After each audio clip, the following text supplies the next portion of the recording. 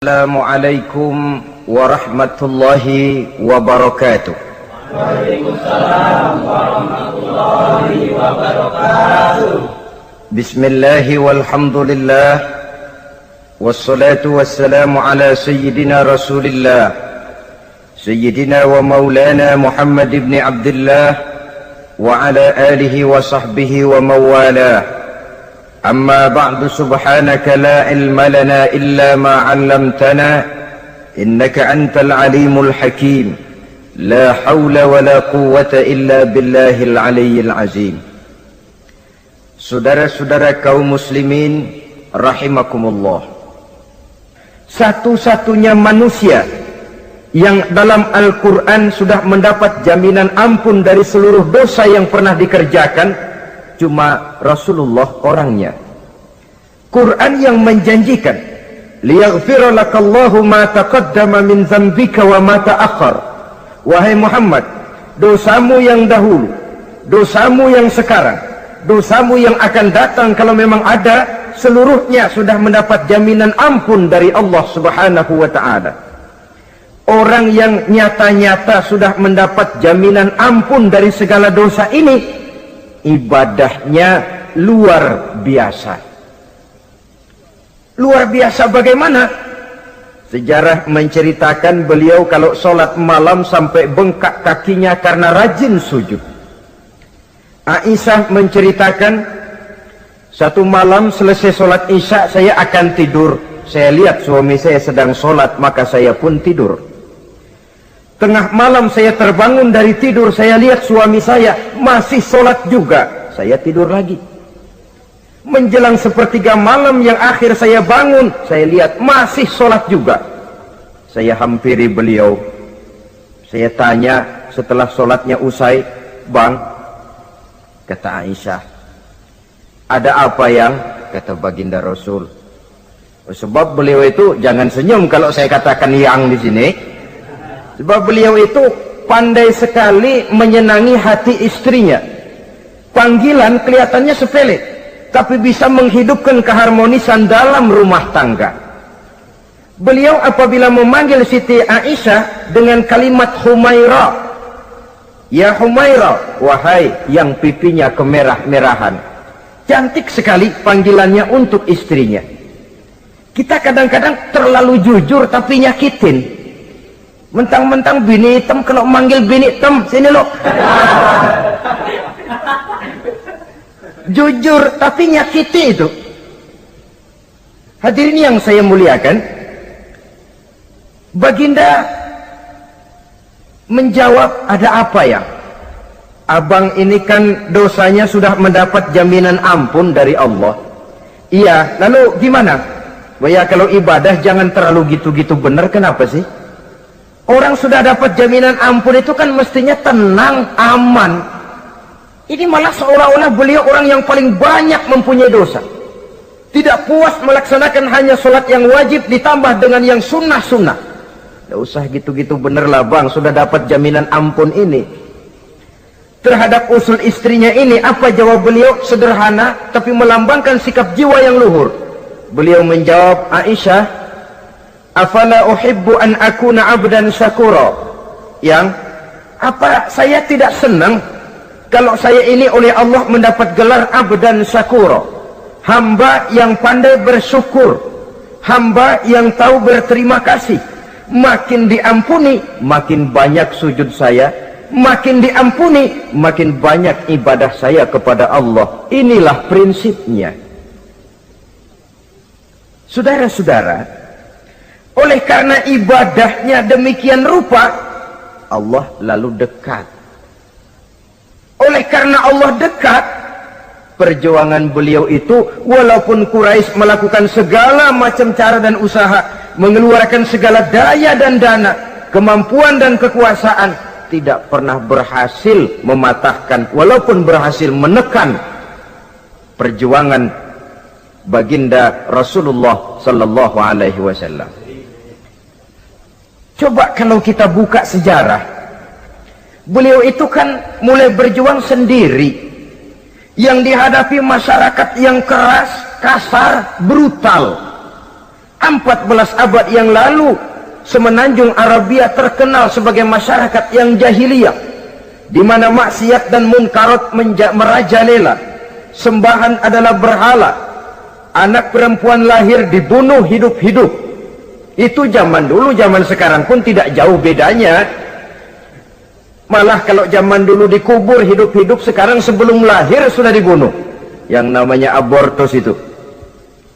Kadang-kadang aneh, kita mengadakan operasi bersih, dilarang buang sampah sembarangan. Kalau sudah buang sampah saja tidak boleh sembarangan, tahu-tahu zaman sekarang ini bayi dibuang di tempat sampah. Bukan lagi kertas, bukan lagi kardus, bayi dibuang di comberan. Kan lebih sadis sebenarnya dari jahiliyah 14 abad yang lalu. Judi di zaman dulu 14 abad yang lalu merajalela, menyentuh segala lapisan masyarakat. Di zaman sekarang pun judi tidak kurang hebatnya, cuma tentu dengan bahasa yang lain.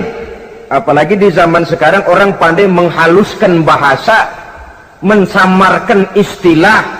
Judi disebut sumbangan umpamanya, sehingga orang lalu tidak terasa bermain judi, terasanya ikut nyumbang.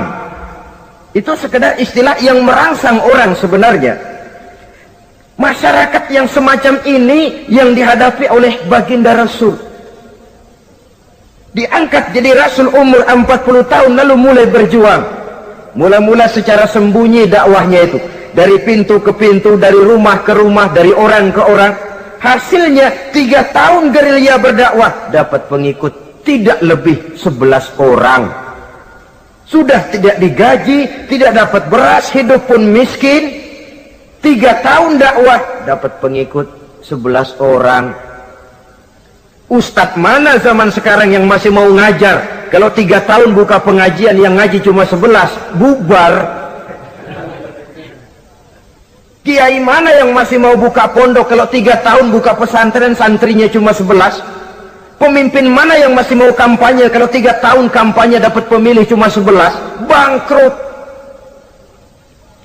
Tapi tidak dengan Rasul. 3 tahun berlalu, turun perintah fasda bima tu'mar. Tidak usah berdakwah secara sembunyi, Muhammad sampaikan saja Islam secara terbuka. Mulailah beliau berdakwah secara terbuka, terang-terangan. Mula-mula Quraisy dikumpulkan dekat Ka'bah. Kumpulah Abu Jahal, Abu Lahab, Abu Sufyan dan gembong-gembong Quraisy. Di sana buat pertama kali secara terbuka baginda Rasul pidato.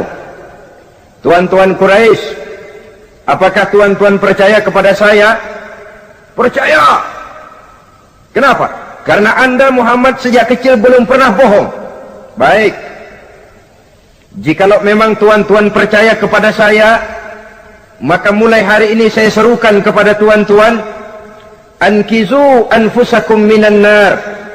Jaga, pelihara, lindungi dan selamatkan diri tuan dari neraka.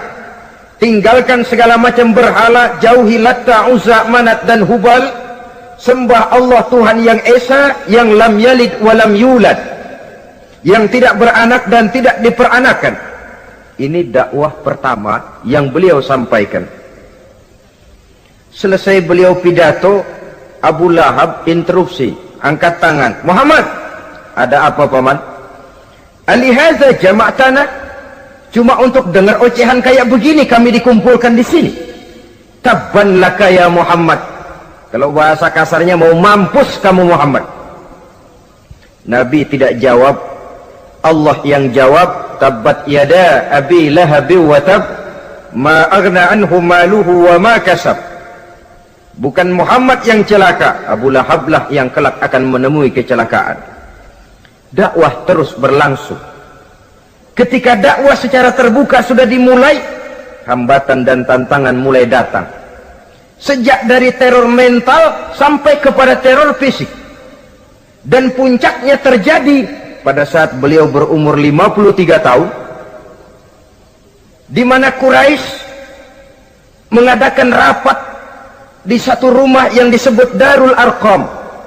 Kumpulah di situ dedengkot Quraisy.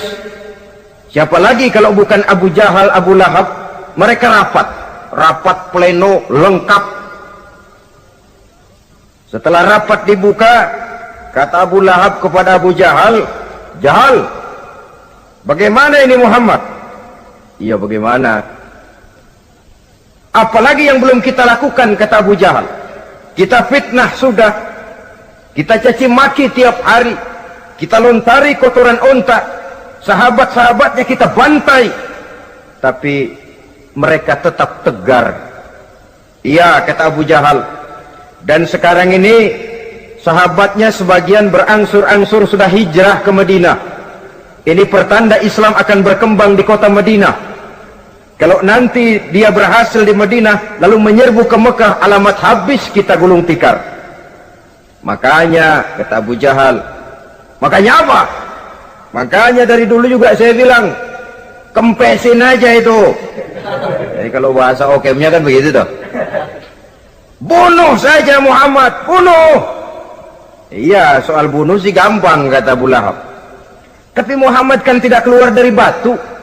Dia punya keluarga, sanak famili dan handai tolan. Kalau keluarganya menuntut balas, bagaimana ini?" "Gampang. Kita kan banyak punya suku. Tiap-tiap suku kan punya juara, tukang-tukang pukul. Sewa saja, tiap suku ambil tukang pukulnya, kita kepung rumah Muhammad, bunuh sama-sama. Kalau keluarganya akan menuntut balas, dia akan berhadapan dengan seluruh suku yang ada di semenanjung Arabia ini. Bagaimana, setuju?" "Setuju." "Nah, sudah. Kapan kita bunuh Muhammad?" "Kapan lagi, tidak usah buang waktu. Besok malam." "Ya, besok malam kita bunuh Muhammad. Tapi awas, semua yang ikut rapat di sini, ingat baik-baik, ini rahasia negara. Besok malam kita akan membunuh Muhammad. Siapa yang berani membocorkan rahasia negara ini, supersip, dianggap menghambat program Quraisy. Itu nanti dijatuhi hukuman berat ya. Jaga rahasia baik-baik bahwa besok malam kita akan membunuh Muhammad. Sanggup?" "Sanggup." Rapat selesai. Hadirin boleh bubar ke rumah masing-masing. Pulang. Namanya manusia, bocor juga rahasia ini. Begitu pulang, cerita sama istrinya, "Bu, anu loh Bu." "Apa Pak?" "Saya tadi ikut rapat." "Rapat apa tuh Pak?" "Besok malam akan ada pembunuhan." Pembunuhan. "Siapa toh yang mau dibunuh?" "Muhammad." "Tapi jangan bilang-bilang ya, ini rahasia negara." "Ini rahasia negara Bu, jangan bilang-bilang." "Iya Pak, iya." Nah, besok pagi istrinya ngobrol sama tetangganya, "Mbak Ayu, tahu nggak?" "Apa toh?" "Nanti malam akan ada pembunuhan." "Siapa yang mau dibunuh?" "Muhammad." "Loh, sampean tahunya dari mana?" "Suami saya ikut rapat." "Tapi jangan bilang-bilang ya Bu ya. Ini rahasia negara. Jangan bilang-bilang. Nanti yang satu sampaikan lagi, jangan bilang-bilang. Terus jangan bilang-bilang. Akhirnya berita tersebar. Sehingga pagi hari itu sebagian besar penduduk Mekah sudah tahu kalau nanti malam akan ada pembunuhan. Maka lepas zuhur, Mekah itu mulai tegang. Yang simpati, "Aduh, kasihan Muhammad, nanti malam akan dibunuh." Yang tidak senang, "Mampus, biar dia rasain, ntar malam." Saudara-saudara, begitu maghrib berbunyi sudah, udara mulai gelap, penduduk Mekah sudah kunci pintu seperti ada jam malam. Sepi, sesepi-sepinya. Tutup pintu, kunci, bukan tidur, ngintip dari dalam. Lepas jam 8 malam, makin tegang. Masing-masing penduduk ngintip dari pintunya. Sudah berangkat belum orang yang mau bunuh Muhammad? Sudah berangkat belum? Kira-kira jam 9 ini, tukang-tukang pukul lewat mau ngepung rumah Muhammad untuk membunuh beliau. Begitu masuk Mekah, penduduk sudah kunci pintu, tapi mereka tahu kalau semua ngintip. Wah, makin hebat ini yang pemuka Quraisy ini, tukang-tukang pukul ini. Jalannya dibuat gagah-gagah, barisnya dibuat hebat-hebat. Itu injekan tanahnya dalam baris dibuat kenceng-kenceng, brok, brok, brok, brok, kayak serdadu baris. Lewat dekat rumah penduduk pakai batuk lagi. yang dari dalam ngintip makin ciut. Wah, ini dia yang mau bunuh Muhammad ini. Sampai di rumah Nabi, dikepung rumah Nabi, di pagar betis. Malam itu di dalam rumah cuma Nabi, Abu Bakar dan Ali bin Abi Thalib. Nabi tahu rumahnya dikepung. Lewat tengah malam beliau berkata, Abu Bakar, saya ya Rasul, mari kita berangkat hijrah. Baik ya Rasul. Ali, saya ya Rasul, kamu gantikan saya ya. Gantikan apa ya Rasul? Gantikan tidur di tempat tidur saya. Baik ya Rasul. Masya Allah, sekali menggantikan mati. Tidur di tempat tidur Rasul pada malam rumahnya dikepung, resikonya kan mati. Menggantikan mati. Lah kalau menggantikan lurah lumayan. Menggantikan mati. Dan Ali tahu persis resikonya. Dan beliau waktu itu masih muda dan beliau tidak nawar. Baik ya Rasul, saya akan tidur di sini, berangkatlah Tuhan. Berangkat Rasul, ketika keluar dari pintu belakang rumah dikepung rapat, terjadilah keajaiban yang Allah ceritakan. Wa ja'alna min baini aydihim sadda wa min khalfihim sadda fa aghshaynahum fahum la yubsirun. Di muka, di belakang, di kiri kanan dibuatkan dinding oleh Allah, dibutakan mereka tidak lihat kalau Muhammad keluar dari rumahnya. Siaga penuh, apel, mata melotot, Nabi lewat nggak kelihatan. Sampai Nabi kemudian menuju Gua Thur, 3 malam 2 hari di sana. Dari sana perjalanan dilanjutkan ke Madinah Al-Munawwarah. Allahu Akbar. Mengarungi gurun pasir yang gersang dan tandus, yang terbentang antara Mekah dan Madinah. Meninggalkan kampung halaman tempat di mana dilahirkan dan dibesarkan. Keluarga yang berbeda akidah terpaksa berpisah. Kok kuat? Kok bisa? Kok sanggup? Di mana rahasia kekuatannya? Beliau punya sandaran vertikal, ibadahnya kepada Allah. Dengan bahasa kita sekarang, beliau punya backing. Backingnya tidak kepalang tanggung, yang serba maha. Maka saya mengajak kepada seluruh kaum muslimin, di zaman sekarang kan orang lagi main backingan, ya. Nah, siapa yang punya backing punya jalu. Saya cuma mengajak, kalau mau cari backing jangan kepalang tanggung, carilah backing yang serba maha. Maha gagah, maha tahu, maha adil, maha bijaksana, maha segala-galanya. Dan dialah Allah Subhanahu wa ta'ala. Saudara punya backing kolonel, tanggung. Nanti dia pensiun habis.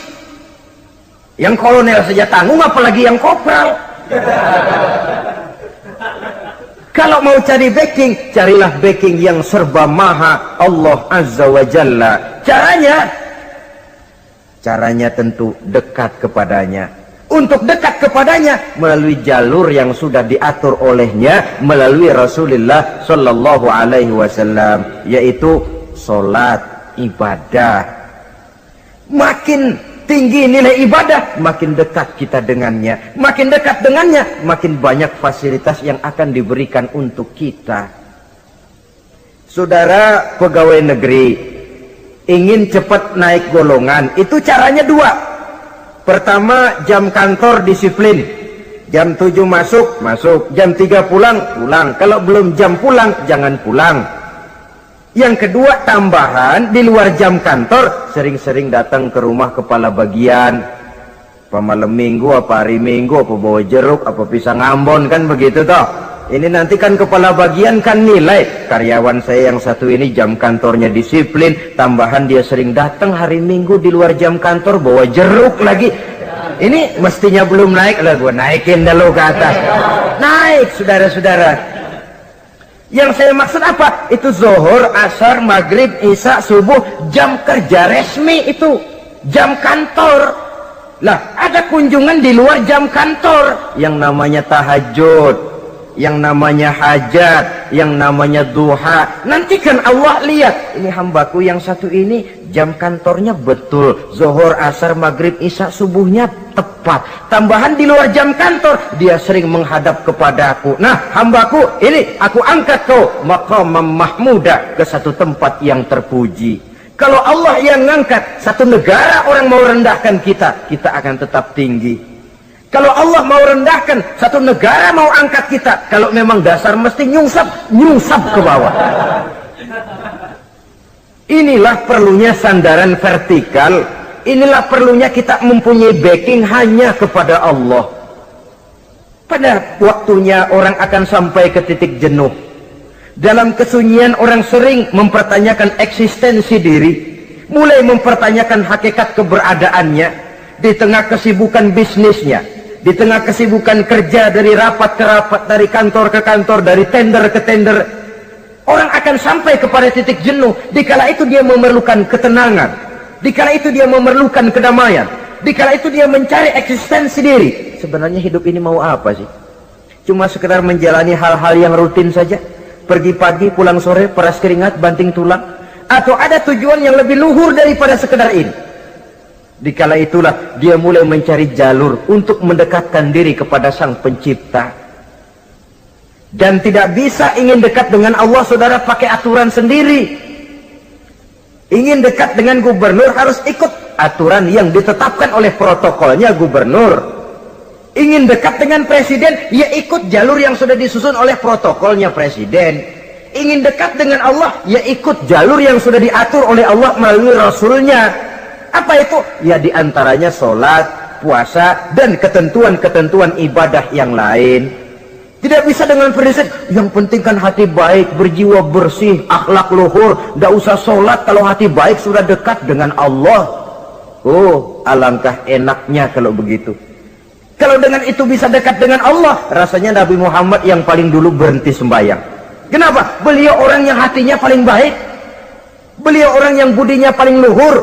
Kalau budi luhur dan hati baik sudah menjamin untuk dekat dengan Allah, Nabi dulu berhenti sholat. Nyatanya tidak. Beliau orang yang berbudi luhur, berakhlak baik, entoh ibadahnya demikian rupa.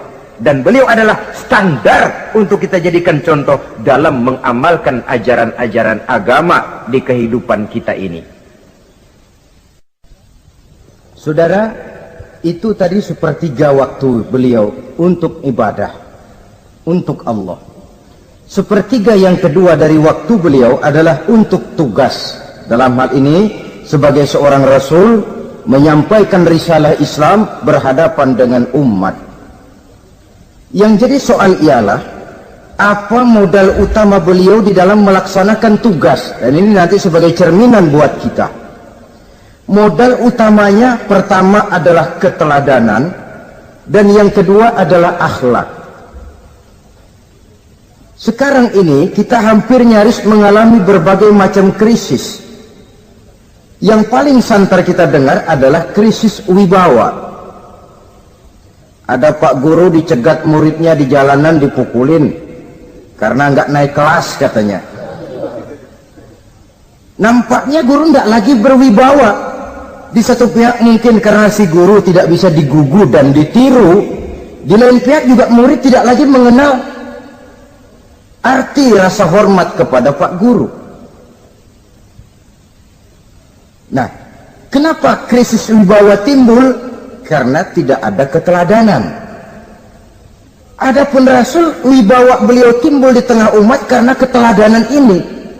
Apapun yang beliau ajarkan kepada umat, beliau adalah pelaksana pertama. Dengan kata lain, satunya kata dan perbuatan.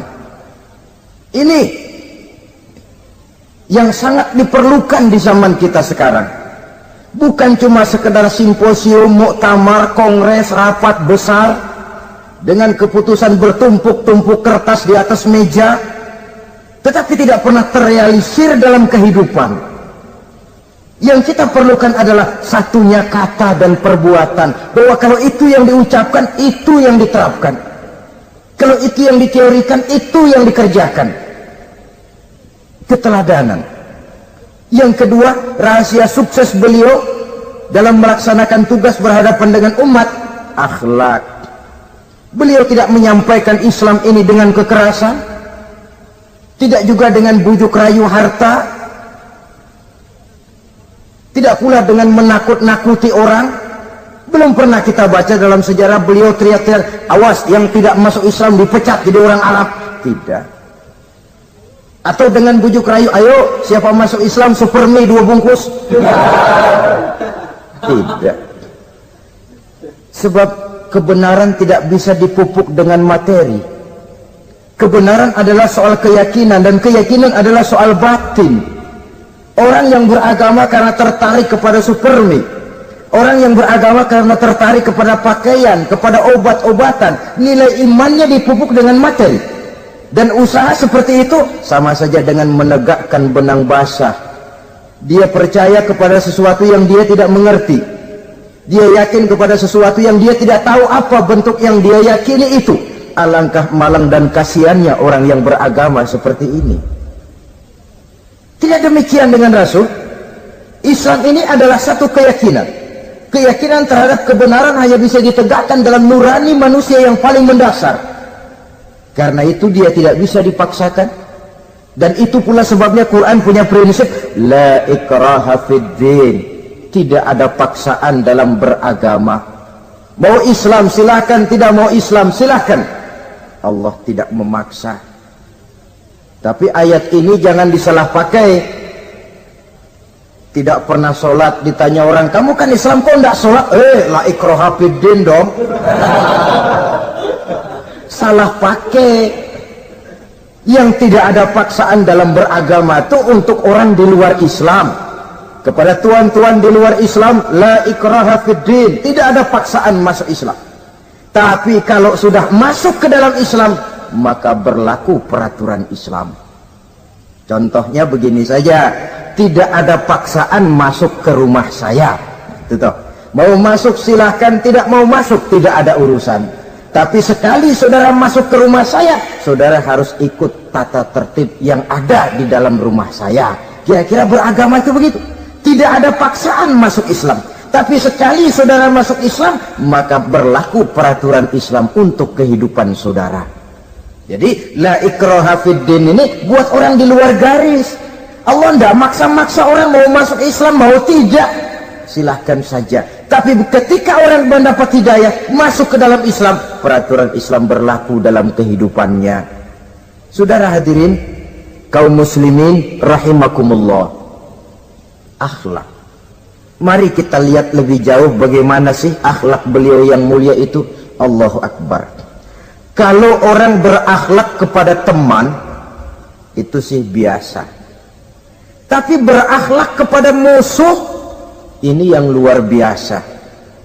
Ini yang agaknya Allah saja memuji beliau. Wa innaka la'ala khuluqin azim. Engkau Muhammad benar-benar berada di atas budi pekerti yang luhur dan terpuji.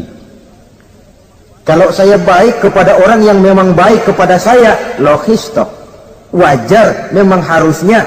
Tapi berbuat baik kepada orang yang jahat terhadap saya, ini yang tidak setiap orang bisa. Nah, sebab itu saya tidak ingin menceritakan akhlak beliau kepada sahabat, namanya juga kepada sahabat. Saya akan kutip beberapa riwayat yang menceritakan bagaimana akhlak beliau kepada orang yang nyata-nyata memusuhinya. Berbagai riwayat menceritakan bagaimana beliau ketika di Taif dilontari orang dengan batu, yang melontari beliau malah mendapat doa, Allahumma hdi qaumi fa innahum la ya'lamun. Ya Allah, berikan hidayah, berikan petunjuk kepada yang mereka yang melontari saya dengan batu, karena mereka tidak tahu. Kalau saja mereka tahu, mereka tidak akan melontari saya dengan batu. Ya Allah, berikan hidayah kepada mereka. Padahal ketika itu malaikat Jibril menawarkan jasa. Muhammad, kalau kamu mau orang yang melontari kau dengan batu itu hancur, saat ini juga saya angkat Jabal Uhud, saya timpakan mereka biar mati semua. Mau Muhammad? Jangan Jibril, mereka tidak tahu. Kalau saja mereka tahu, mereka tidak akan melontari saya dengan batu. Lebih baik doakan mereka supaya mendapat hidayah dari Allah. Dalam kondisi kepepet, dilontari dengan batu, malaikat Jibril datang menawarkan jasa. Beliau lebih memilih mendoakan orang yang berbuat jahat itu. Ya Allah, bukan main. Umumnya kita kan kalau lagi kepepet ada yang nolongin, girang bener. Andai kata kita yang jadi nabi disambitin orang, datang malaikat Jibril nawarin, bagaimana sikat? Habisin aja dah.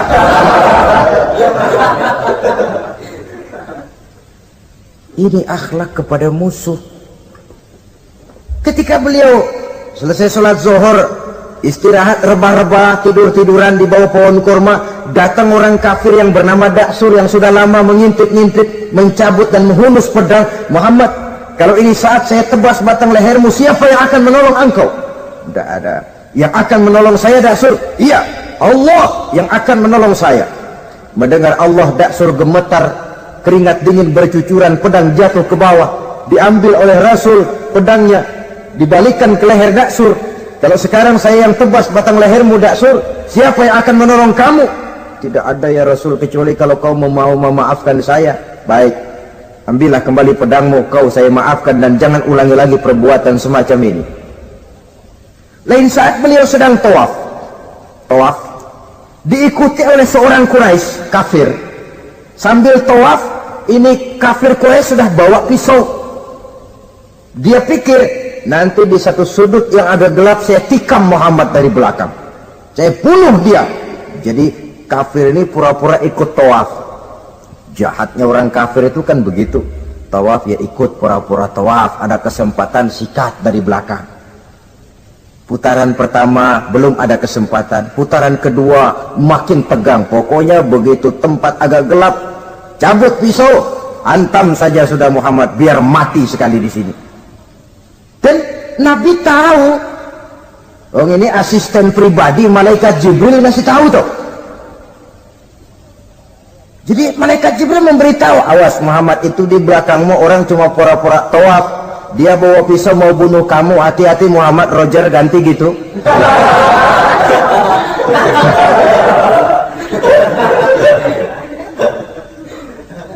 Tahu persis beliau.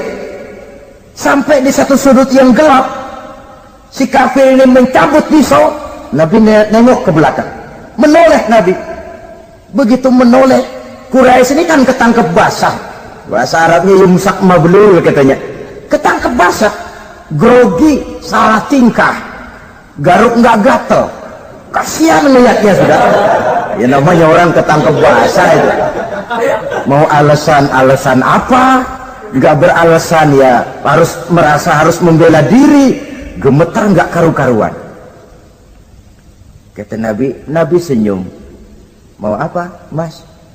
Anu Rasul, ini anu apa? Anu.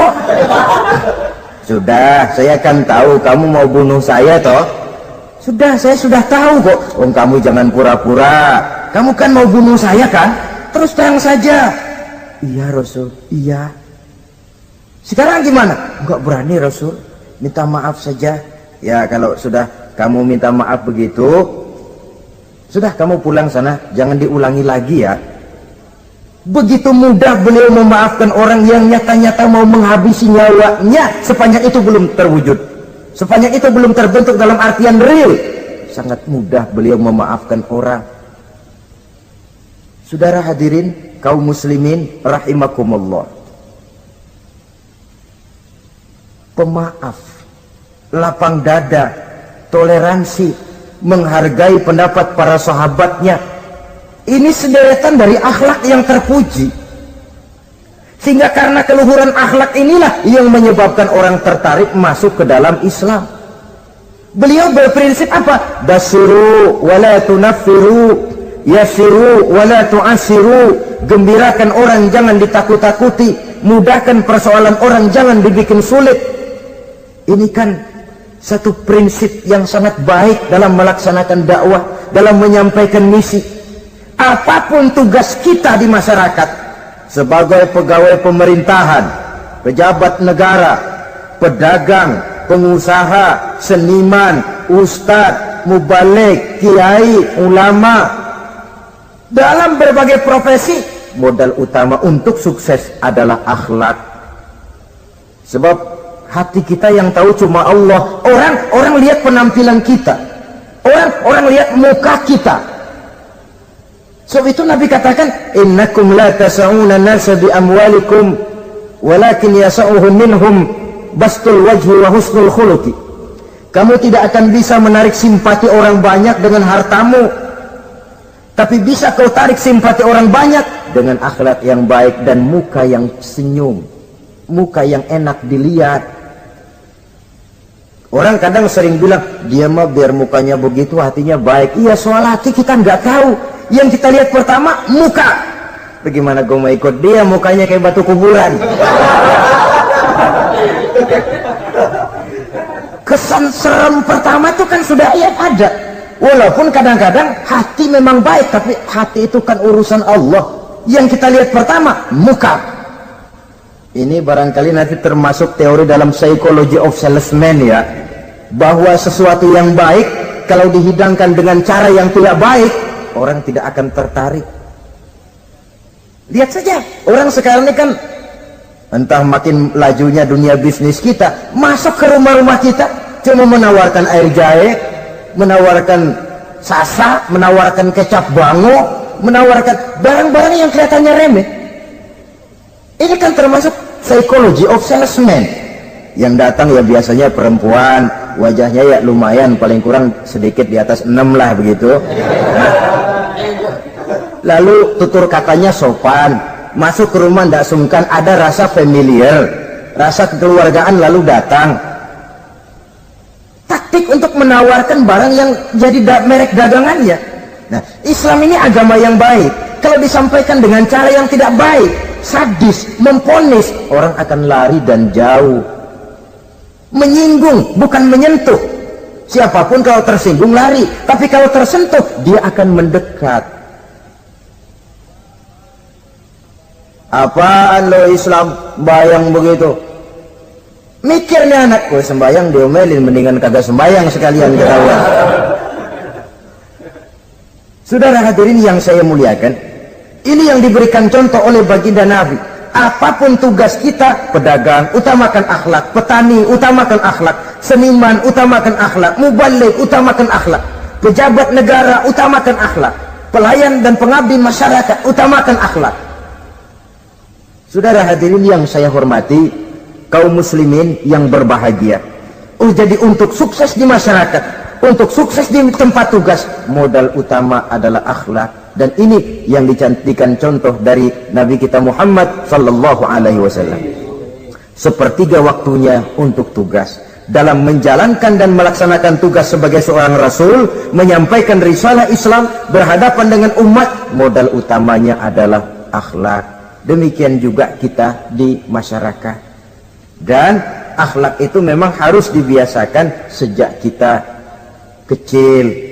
Sehingga dengan demikian nilai-nilai yang baik akan terus terbawa sampai di hari tua kita.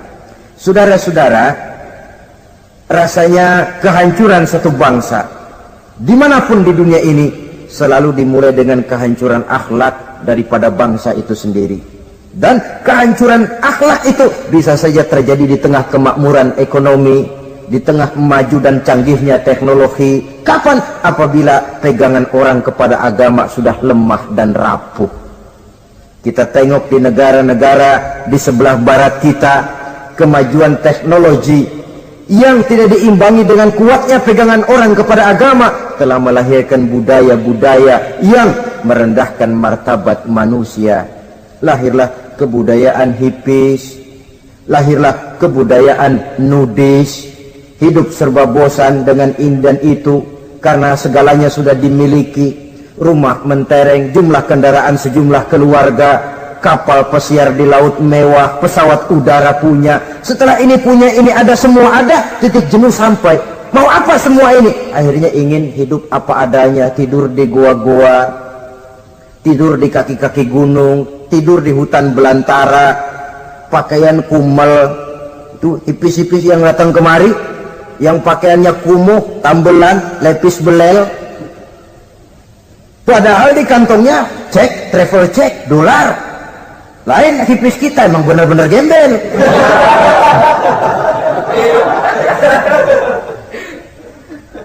Merasa jenuh, merasa bosan. Bahkan sebuah berita dari Jerman, orang terlalu kaya, pulau dibeli. Di pulau itu dia bikin satu klub yang bernama klub nudis. Setiap anggotanya boleh masuk ke pulau itu dengan catatan tidak boleh pakai pakaian selembar pun, alias bugil, telanjang bulat. Sudah telanjang bulat itu. Dan di sana berlakulah apa yang disebut serba boleh. Jadi kalau di sana kesana saudara bawa istri masuk anggota, ya silahkan saja, istilah tukar pakai, simpan pinjam bisa-bisa saja, asal suka sama suka. Asal perbuatan yang dianggap tidak merugikan orang lain, suka sama suka, sudah tidak bisa dituntut oleh norma yang berlaku. Ya. Itulah sebabnya kita sering prihatin bahwa kemajuan sering membawa pergeseran nilai. Apabila kita tidak bisa menghindarkan diri dari proses pergeseran nilai, setidaknya kan kita bisa menjaga diri jangan sampai hanyut oleh nilai-nilai yang negatif. Akhlak, baik sebagai muslim, baik sebagai bangsa Indonesia yang berkepribadian luhur, itu merupakan cerminan kita. Saya prihatin, belum lama diselenggarakan kontes bibir terindah. Kontes bibir terindah itu kira-kira apa manfaatnya? Apa yang jadi ukuran? Dan bukankah bibir karunia Tuhan? Ya kalau yang bibirnya mungil bisa ikut kontes lah, kalau yang jebleh gitu.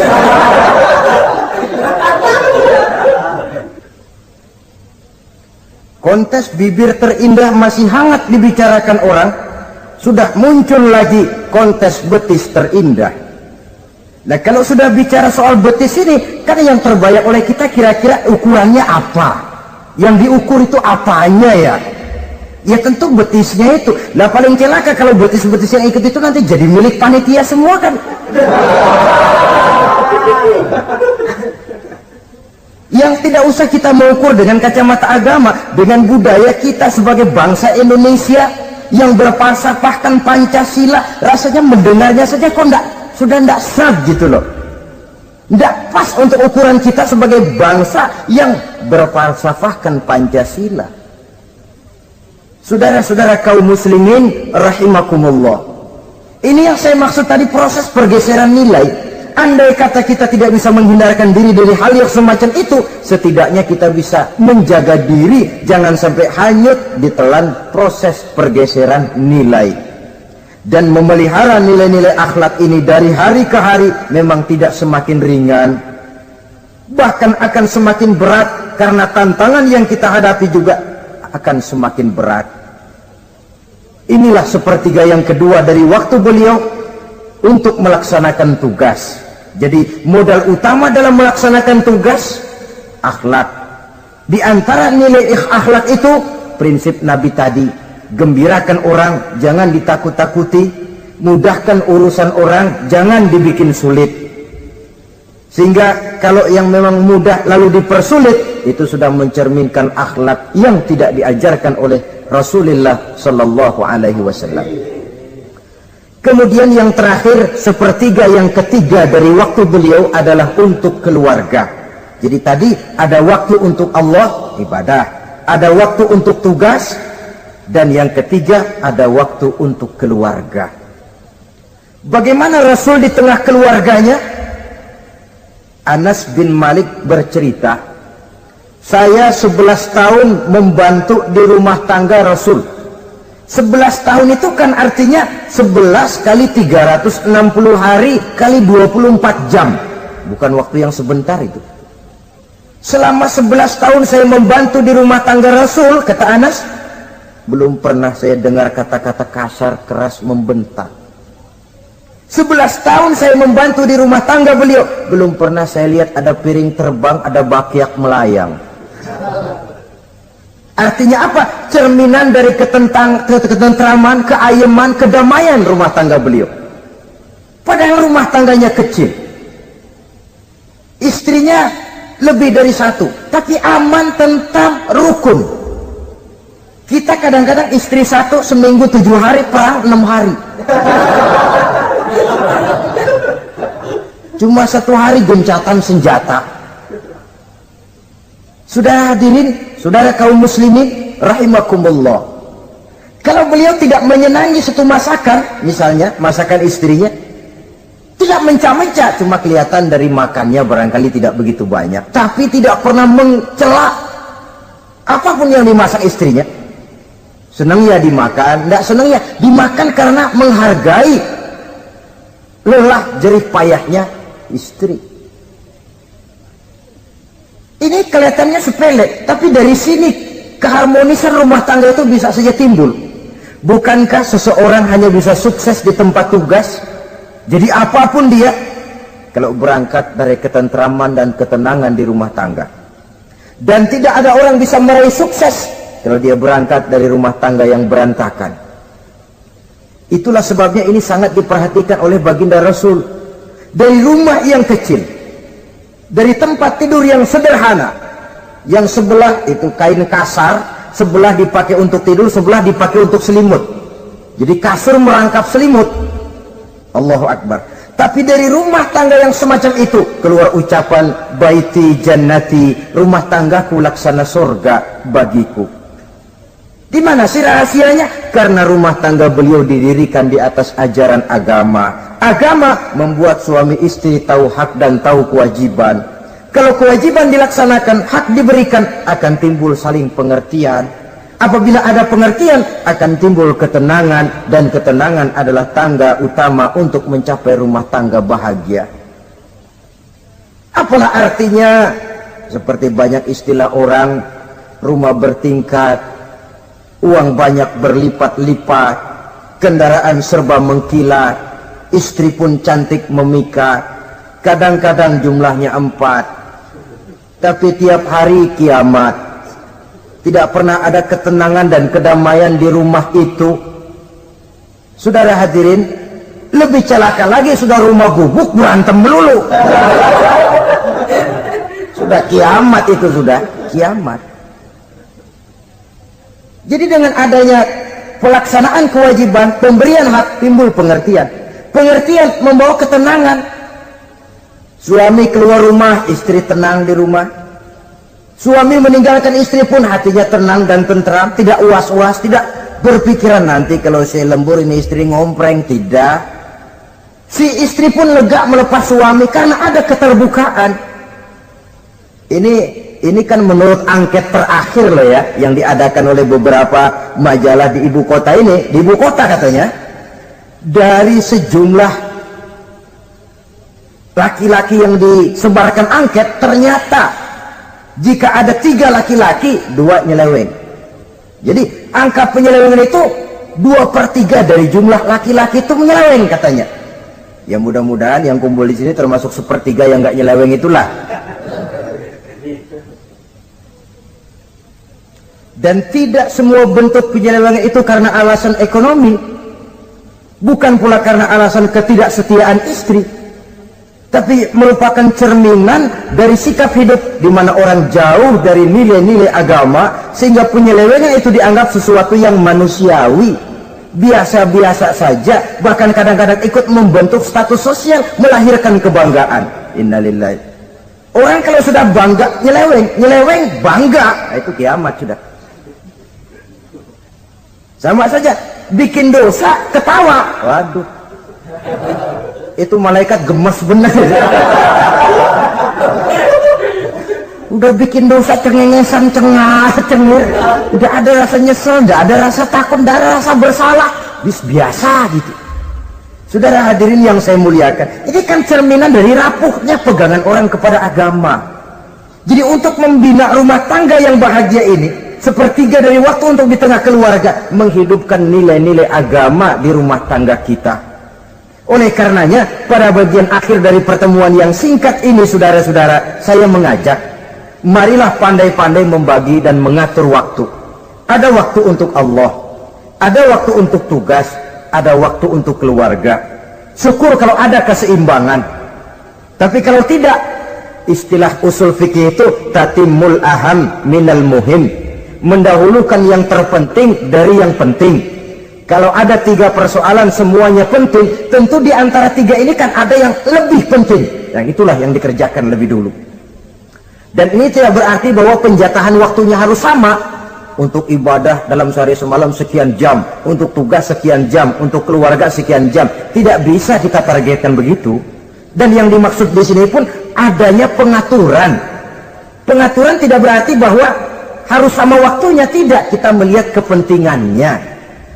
Saudara hadirin, sama saja di zaman sekarang, kalau dengan pembangunan kita ingin menciptakan pemerataan di kalangan rakyat, itu tidak berarti bahwa rakyat Indonesia ini standar ekonomi harus sama semua, seperti yang dicita-citakan komunis. Tidak bisa. Menciptakan pemerataan artinya, kalau yang kaya bisa semakin kaya, kenapa yang miskin tidak bisa naik jadi sedikit kaya? Dan artinya menciptakan kesempatan kepada setiap penduduk Indonesia untuk merubah tahap dan taraf kehidupannya. Demikian juga adanya pengaturan waktu. Bukan berarti untuk Allah sekian jam, keluarga sekian jam, tugas sekian jam. Sebab jam-jam ini sulit kita jatahkan. Kadang-kadang tugas, kadang-kadang keluarga, kadang-kadang ibadah kita sedang gandrung. Yang penting ada keseimbangan dalam cara kita mengatur waktu itu. Nah, saudara-saudara, demikianlah pertemuan dan pembicaraan kita kali ini. Terima kasih atas segala perhatian. Mohon maaf atas segala kekurangan. Usikum wa nafsi bitaqwallah. Wassalamualaikum warahmatullahi wabarakatuh. Waalaikumsalam warahmatullahi wabarakatuh.